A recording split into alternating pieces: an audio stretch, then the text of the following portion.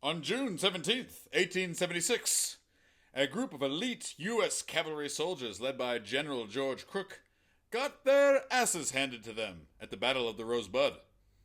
It was a close fight at first, until a Cheyenne woman, Buffalo Calf Road woman, charged into a phalanx of soldiers to save her brother and turn the tides of battle.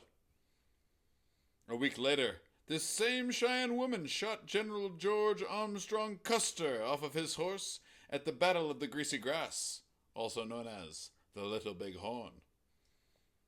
The Little Big Horn was the greatest embarrassment in the history of U.S. military, and showed America that they could not defeat the Plains tribes in open combat.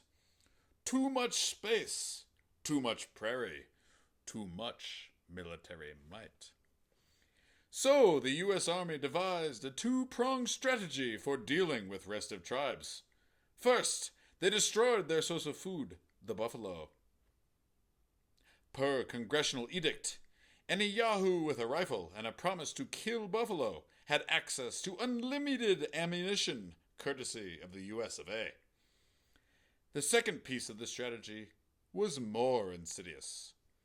Like the Starks taking Theon Greyjoy hostage to keep his father from rebelling on Game of Thrones, the army kidnapped the children of Lakota war chiefs and shipped them to the Carlisle Indian School in Pennsylvania.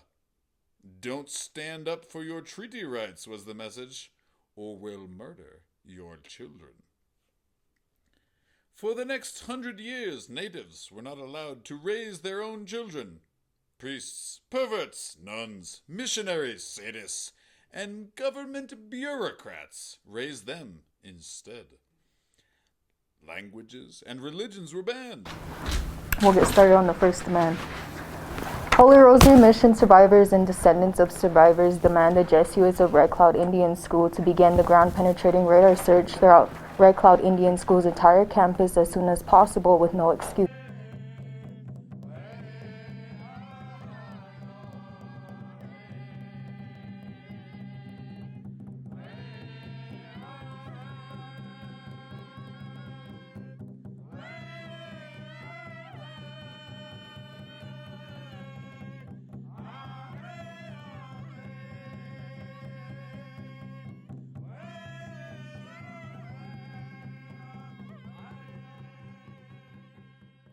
I am a survivor, and I don't think I'd really want to sit down with you or Red Cloud, because like I said, you're the oppressor.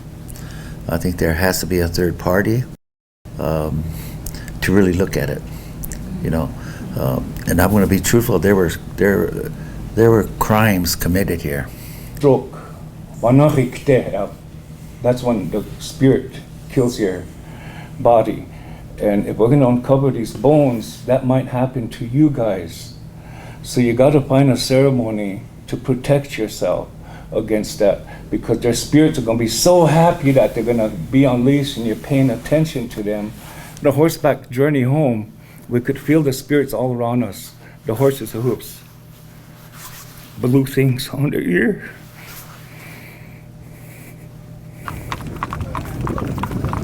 The hardest thing was riding at Wounded Knee. It's going to be the same way here. We hated people. We hated white people. I wanted to kill them. And I just had this anger come out of me. But we had to control that. And you're going to go through that same thing. This is a crime that was committed to our relatives.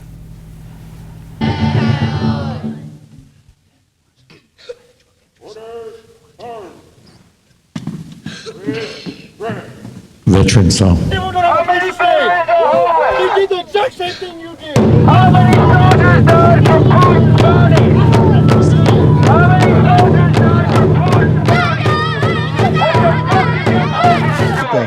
We 총차를 꼼꼼히 하나 이보가다 그카트 토끼가 우측이 가가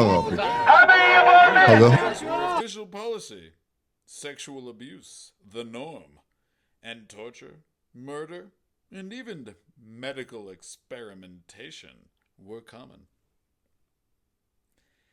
In the 1970s, a new era of Native pride and activism was born. Progress has come in fits and starts since then.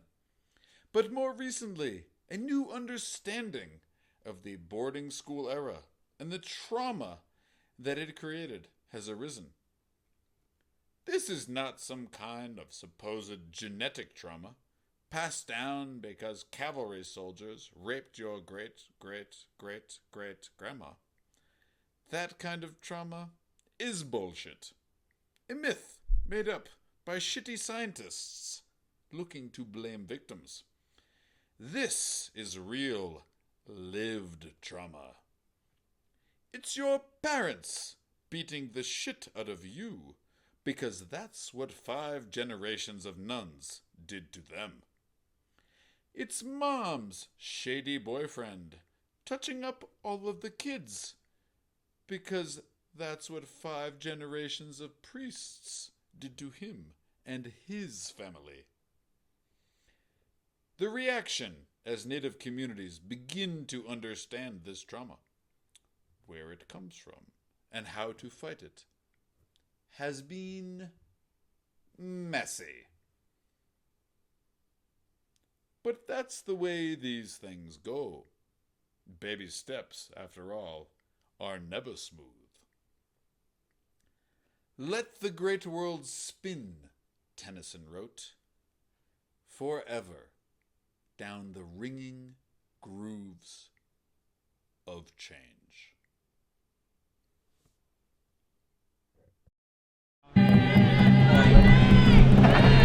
Okay, well, hey, you guys look into that, read that. You understand what we're talking about. You guys gonna move or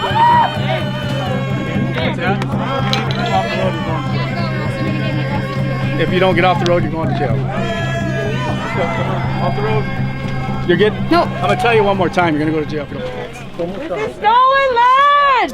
Proven stolen by a Supreme Court ruling! Y'all are thieves! Fucking white racist thieves! Fuck your Donald Trump!